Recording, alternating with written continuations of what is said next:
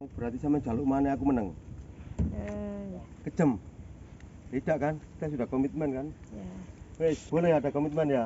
Iya, Pak. Oke, terima kasih. Assalamualaikum warahmatullahi wabarakatuh.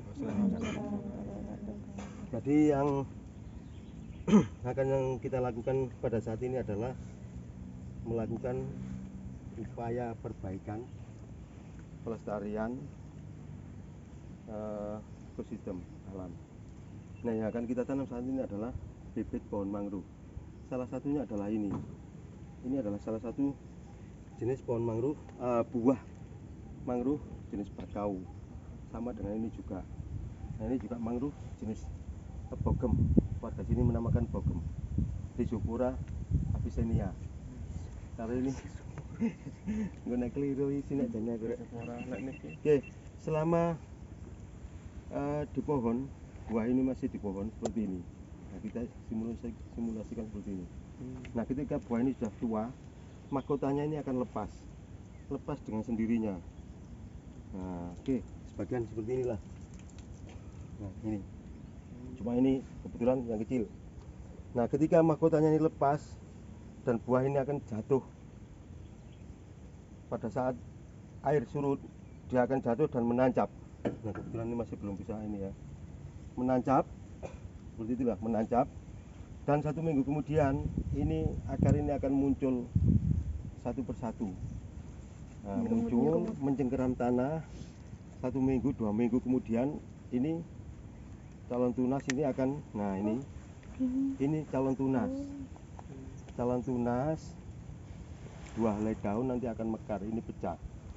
Nah, bersamaan dengan tumbuhnya akar, munculnya akar ini. Nah, terus berangsur-angsur begitu. Terus akar yang ini mulai tumbuh juga. Nah, ini ketika jatuh pada saat air surut. Nah, pada saat air surut, nah langsung menancap. Nah, ketika buah ini jatuh pada saat air pasang, dia akan jatuh ke air dan akan mengambang. Karena beban beratnya dari bawah, dia akan mengambang begini, mengikuti arus air sungai atau aliran air di pantai atau di mana, mengikuti itu, berhenti di satu tempat, dia akan tumbuh. Nah, di sini bisa kita pelajari bahwa itu adalah perkembangan persebaran bibit tanaman secara hidropori. Ya. Kan ada yang anemopori yang melalui udara, melalui binatang dan sebagainya itu ya. Kira itu tidak perlu di panjang lebar yang itu.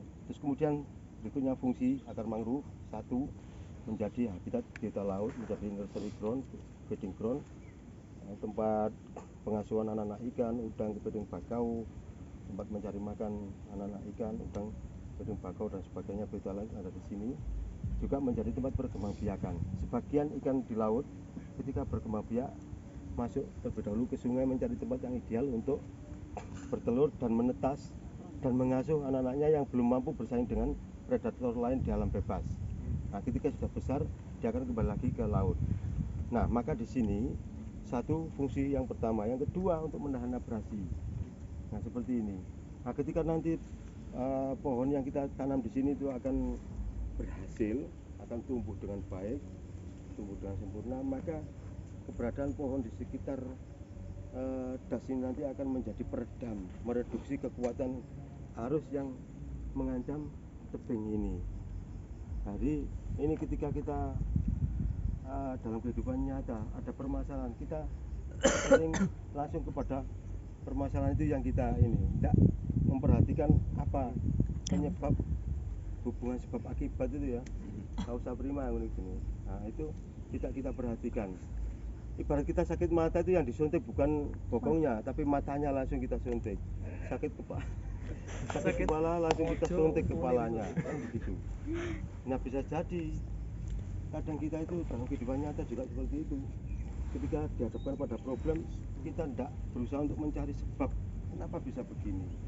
Mungkin kita itu keluar dari rel kehidupan kita, keluar dari buku pintar kita, kan begitu. Nah, sebetulnya sejak awal Tuhan itu kan membuat kita, menciptakan kita itu tidak untuk sengsara, tidak untuk berkubang dalam kesulitan, dalam problema, tapi kita sendiri yang menciptakan problem itu gitu. Nah, seperti itu. Oke. Jadi untuk menanggulangi ini. Yang kedua, yang ketiga, selanjutnya fungsi akar mangrove adalah untuk menyerap polutan. Jadi ketika seperti ini tentu banyak pencemaran yang yang ada di sungai ini. Maka tadi saya ngomong di sana, orang-orang mancing itu saya tanya beberapa kali itu tidak ada yang dapat. Karena apa? Karena airnya ini mestinya payau, sekarang ini salinitasinya nol, tawar, karena terkontaminasi air hujan yang ada di hulu. Di samping itu warnanya mestinya tidak seperti ini, biasanya hijau atau biru.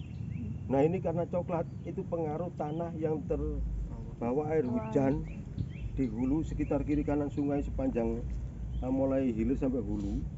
Nah itu akibat dari penebangan liar sehingga akar yang mestinya mengikat tanah sehingga tidak terjadi longsor membawa tanah ke sungai ini, maka itu terjadi hanyut. Nah berarti nanti fungsi akar ini juga menahan antara lain itu. Nah di samping itu ketika sedimentasi dari penggerusan itu tidak terkendali karena pepohonan terus berangsur-angsur kita habiskan, maka sungai ini nanti akan pendangkalannya akan semakin tinggi. Kenapa? Akibat berikutnya apa? Kalau sungai ini semakin dangkal, maka ketika hujan sungai ini tidak mampu menampung air hujan, volumenya terlalu tinggi, apalagi ketika barengan dengan air laut pasang masuk ke sini sampai ke sini pasang. Nah maka hujan dari hulu bersamaan dengan air laut pasang, dua kekuatan besar kalau tidak mampu medianya sungainya, maka akan meluap ke perkampungan. Bahasa halusnya banjir. Nah nanti akhirnya yang terkena dampaknya adalah ya kita masyarakat. Nah, oke. Itu berarti salah satunya tadi apa untuk